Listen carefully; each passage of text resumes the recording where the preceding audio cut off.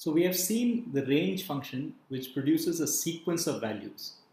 So in general, if we write range I comma j, we get the sequence I plus 1 up to j minus 1. Now quite often we want to start with 0.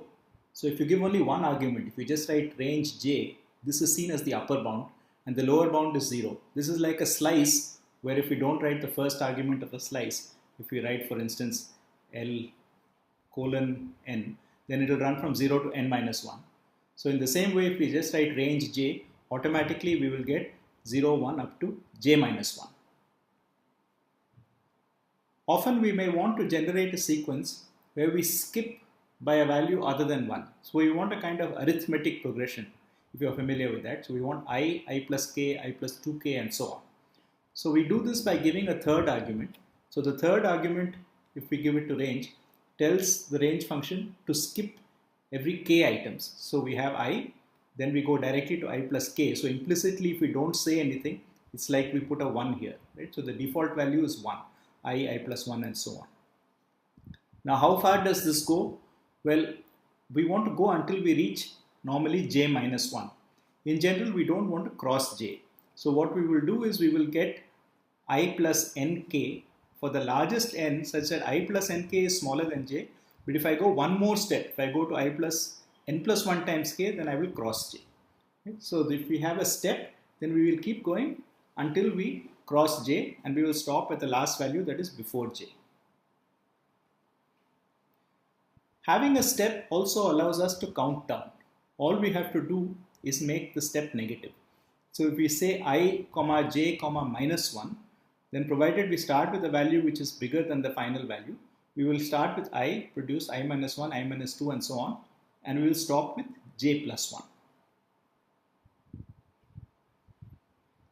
So the general rule for the range function is that you start with I and you increment or decrement if k is negative in steps of k such that you keep going as far as possible without crossing j.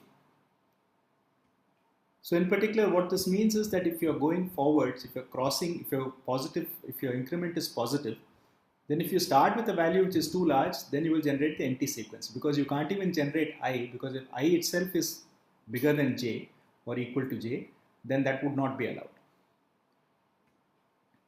Conversely, in the negative direction, what happens is that if we start with a value which is smaller than the target value, we are already below j, and so we can't proceed. So we get an empty sequence.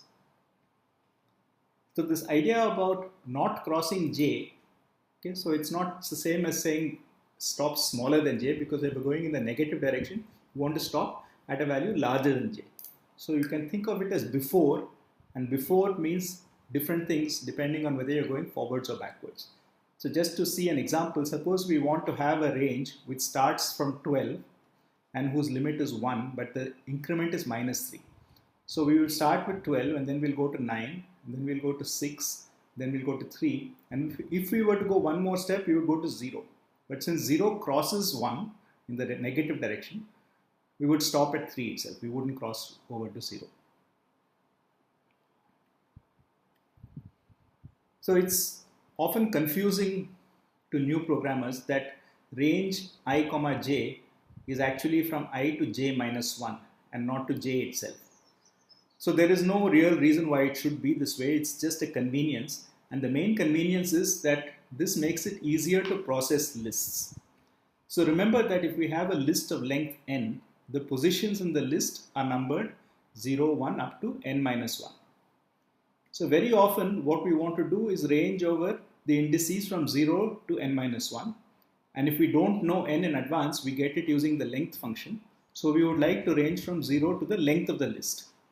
So if the range is defined as it is now, where the actual values stop 1 less than the upper limit, then range 0, length of L will produce the current range of valid indices.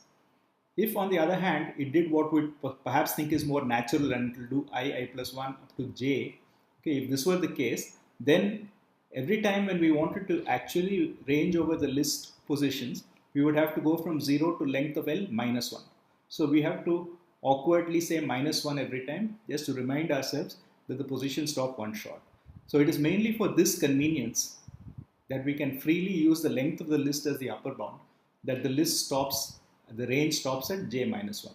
As I said, this is not required. You could easily define a range function which does the natural thing, which is I plus 1 up to j, but then you have to keep remembering to put a minus 1 whenever you want the indices to stop at the correct place. So a range is a sequence, and it's tempting to think of range as a list. So we saw that for comes in two flavors. We can either say for I in a list, or we can say for I in range something. So range 0 to 10 generates the sequence 0, 1 up to 9. Right? So is this the same as saying for I in the list 0, 1, 2, 3, 4 up to 9? So in other words, if we ask Python the following comparison, is range 0, 10 equal to the list 0, 1, 2, 3 up to 9, then the question is the result of this comparison true or false? So here we encounter a difference between Python 2 and Python 3. So in Python 2, the output of range is in fact a list. So if you run this equality check in Python 2, the answer would be true. But for us in Python 3, range is not a list.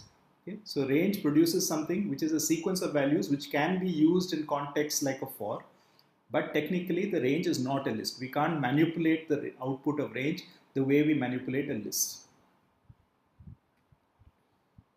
Now it is possible to use range to generate a list using the function list. Okay, so the name of the function is actually list. So what we would do, for example, is give the range as an argument to list. So the sequence produced by range will be converted to a list. So if I want the list 0 to 4, I can say give me the range 0 up to 5. Remember, the range will stop at 4 because 5 is the upper bound. And this sequence will be converted to a list by the function list.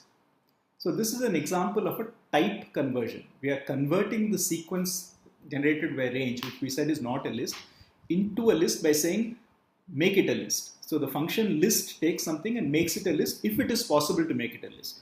If it is something which doesn't make sense, it will not give you a valid value. Now this is a general feature, so we can use the names that Python internally uses for types also as functions to convert one type to another. For example, if we have the number 78 and we want to think of it as a string, then the function str will take its argument and convert it to a string. So str will take any value and convert it to a string representing that value. This happens implicitly, for instance, as we will see, when we want to display a value using a print function. So what print will do is take a value, convert it to a string, and only strings can actually be displayed because strings are text. What we see on the screen or when we print out something is text. So str is implicitly used very often. Sometimes we want to do the reverse. We want to take a string and convert it to a value. So for instance, if a string consists only of digits, then we should get a value corresponding to that string. So if we give it the string 321, then it should give us back the integer 321. So the value, remember the name of the function is the same as the name of the type to which you want the conversion to be done. So we want to take a string and make it into an int.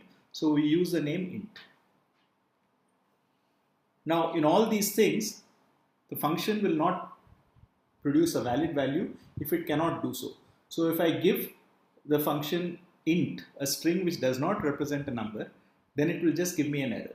So long as the type conversion is possible, it will do it. If it doesn't, it returns an error. We will see later on that actually the fact that you get an error is not a disaster. There are ways within Python to recover from an error or to check what error it is and proceed accordingly. So to summarize, what we have seen is that our simple notion of range from I to j has some variants. In particular, if we don't give it a starting point, we just give it one value, it's interpreted as an upper bound. So range n is a short way of writing 0, 1, 2 up to n minus 1. Also, we can use a third argument, which is a step, in order to produce sequences which proceed in steps I plus k, I plus 2k and so on. And in particular, if k is a negative step, then we can produce decreasing sequences. And the last thing to remember is, though range produces a sequence which can be used exactly like a list in things like for, in Python 3, a range is not a list. So if we want to get a list from a range output, we must use this type conversion called list. So in general, we can use type names to convert from one type to another type, provided the value we are converting is compatible with the type we are trying to convert to.